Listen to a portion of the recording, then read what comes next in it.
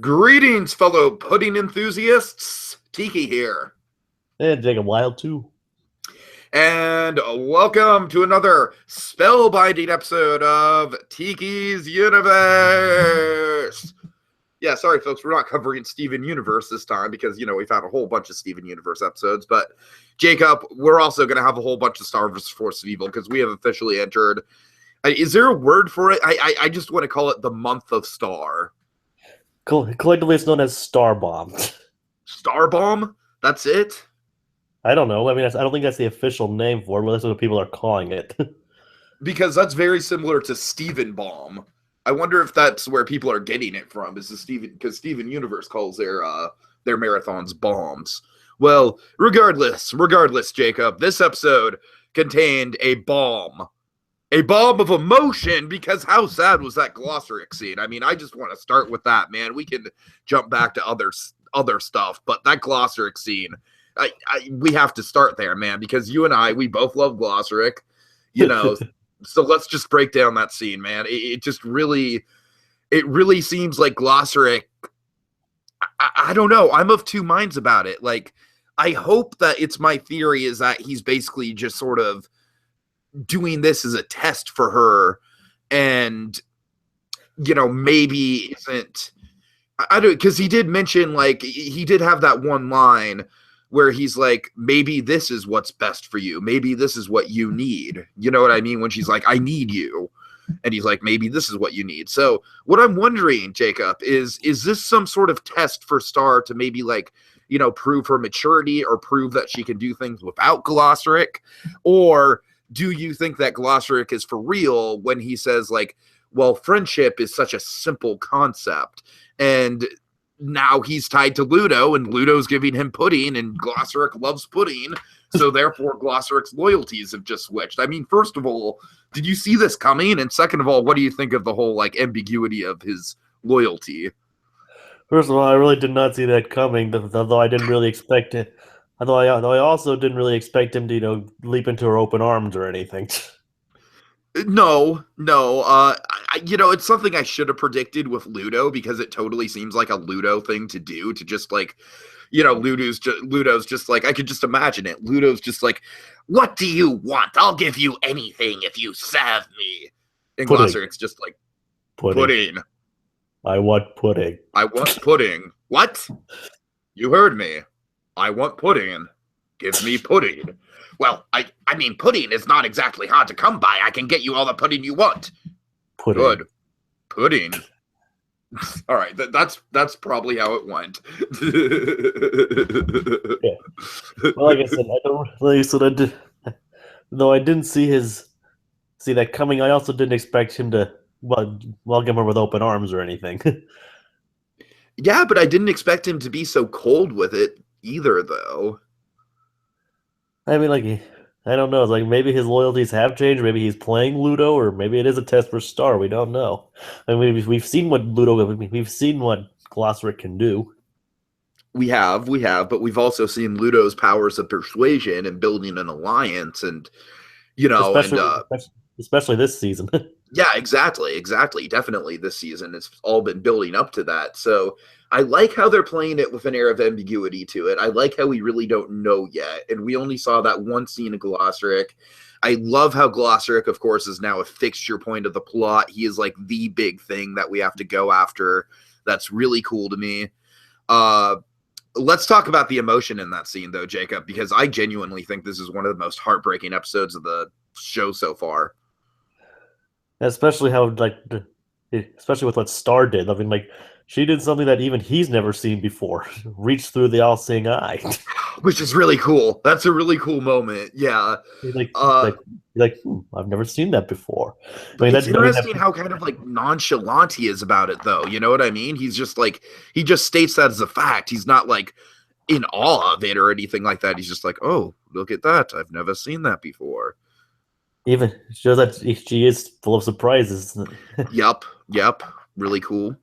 But that just shows how desperate she is to get him back. And the emotion, man, just that desperation when he says, the whole thing about, like, I thought we were friends, and then Glossaric, he says that really cutting line of, like, friendship is a rather simple concept. And and then Star just kind of loses her grip on the power, and you just see like the heartbreak in her face. It's really well done. It's really well pulled off, and of course, obviously, you and I just loving Glossaric and loving their dynamic. I'm just like, no, Glossaric. The pudding isn't worth it. I know.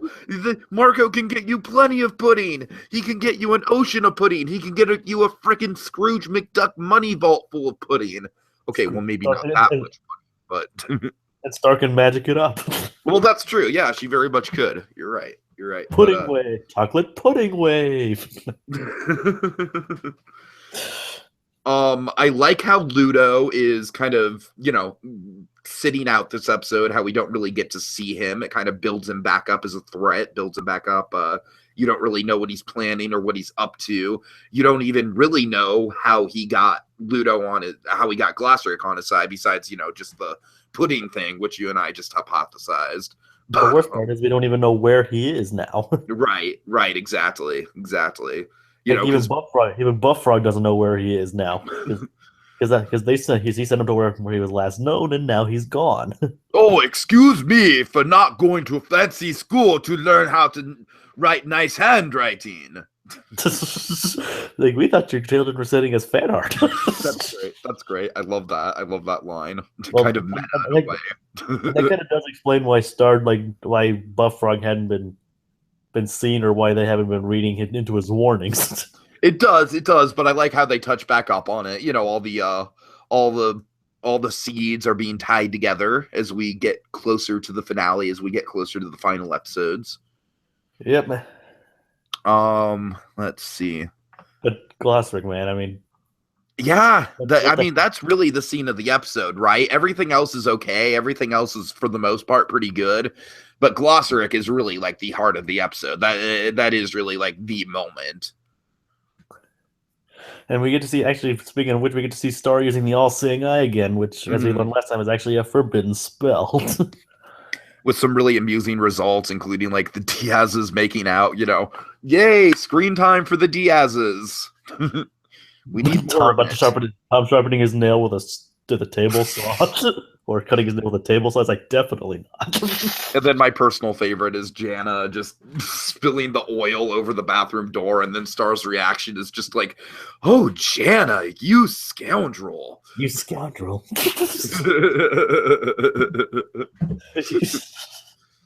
I don't. It's like she kind of says that with an air of respect, I think. You scoundrel. like a Han Solo kind of scoundrel. Right, exactly. So let's see. I feel like we've kind of said all we can say about Glossaric. It's just, a really well done scene, one of the most emotional moments of the series thus far, I think, and just we want to get Glossaric back, man. The show's doing a really good job of like pulling us in that direction. # bring back Glossaric. Yep. So I guess transitioning to my least favorite part of the episode, Jacob. I get why it's there plot-wise. I just didn't really care for the whole alternative monsters. The only reason they're there is to build like Rebel Princess does things her own way. Right, which is decent, and I do like the idea of Star kind of developing a reputation for monsters who are on the fringes. I just don't like the characterization of the monsters, though. That was the thing that bothered me, the fact that they're just kind of stereotypical hipsters. Well, I've met hipsters, that's kind of what they're like.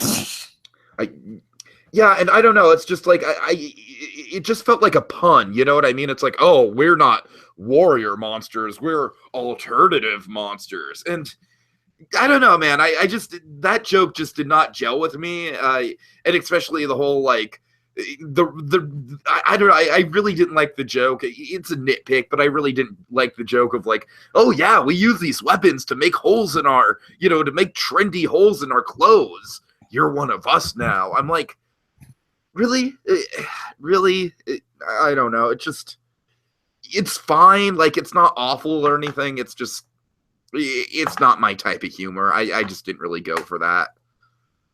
Alrighty. I would have liked it better if they were just kind of like, monsters that were on the fringes that didn't have that sort of like alternative hipster attitude to them. I don't know. It just kind of felt, like I said, it felt too modern. Anyways, though, I like Star's reluctance to call her mother, and then Marco kind of building up like that it'll be okay, and then how that resolves itself is nice. I feel like that's kind of a moment we've all had, right? Where we've done something, we think we've really screwed up, and yeah, we have really screwed up, but the reaction we get when we finally tell someone about it isn't the reaction we're expecting. I don't know about you, Jacob. I can definitely relate to that. Me too. Yeah, for sure. So I thought that was a nice part of the episode. Of course, I always love love River Butterfly in fatherly mode. It's okay, honey. We'll take care of it. I'm just like, yeah, he's such a good dad. And even her mom was like understanding, like just as long as you're safe. Like they basically know Gloucester can probably take care of himself. That's probably the thing. Yeah, I mean, he definitely can. So yeah, and then also the episode ends with Star creating a book of spells, which is a really good cliffhanger, I must say, Jacob. That's going to be a really fun arc moving forward. And the first spell, Mega Narwhal Blast. Very appropriate that it's a Narwhal Blast. Very appropriate. That's Star's specialty. Also, I'm just gonna say it. It's a totally different thing, right? It's a totally different thing.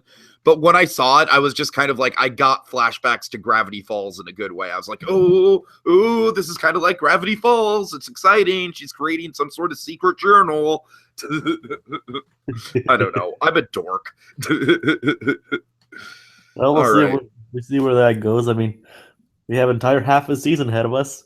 And a half a season that's going to resolve itself by the end of the month, which is like really exciting, but at the same time kind of like, oh man, like I want to see it all, but at the same time I don't want it to end. You know what I mean? It's a double-edged sword there. Yeah, like only Disney can do things like that. They either air episodes like once every other month or all in a single month. And I guess after this, we're going to get a month of Milo. So, hey, I guess we're going to be busy for a while, right? That's a rumor. I don't know how true how that particularly is, but that's what I keep hearing in the month of Milo. The month of Milo. Okay. So, speaking of Milo, good transition. So, we have Weird Al Yankovic guest starring as Preston Chango. In the next episode called Trick Star. I like that title. Star seeks a magician to make a magician for hire Preston Chango's true command of magic known to the public. That's kind of interesting. So it's kind of like maybe like a human who knows magic, you know, who's kind of tapped into the Muni style of magic. I don't know. We shall see. Or maybe Preston Chango is a human who's kind of masquerading as a magician. Who knows? Or it could just be someone who she thinks has actual magic. That's true. But regardless, I like how they're directly kind of leading into her starting the book of spells, and I'm sure that'll be a part of this episode. And maybe even other kinds of magic. Yep. And then, so it looks like, Jacob, we're going to get... what is it? Let's see. It looks like Monday through Thursday of each week, right?